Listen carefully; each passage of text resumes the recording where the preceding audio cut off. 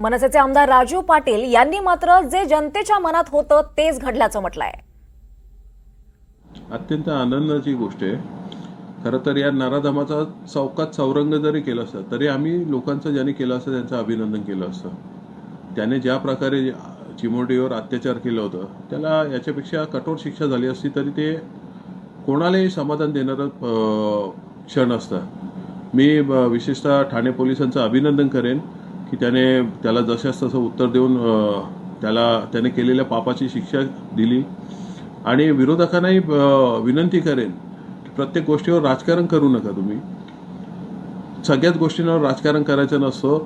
तुम्हीच आधी बोलत होते की यांना फासावर लटकवा, याला ताब्यात द्या, आम्ही बघून घेऊ, मग आता कशाला त्याच्यावर राजकारण करतो? तर माझी सगळ्यांना विनंती आहे की याच्यावर राजकारण न करता एक कुठेतरी न्यायदानाची एक वेगळी पद्धत या अशा नराधमांसाठी जी चालू झाली या पुढेही चालू राहावी यासाठी प्रयत्न करा, जेणेकरून अशा गोष्टींना अटकाव बसेल। त्यामुळे पोलिसांचे अभिनंदन आणि तमाम जनतेचे अभिनंदन, जी या माझ्यासारखी जी लोक आहेत जी हळहळली होती याच्याने, त्या सर्वांचं अभिनंदन।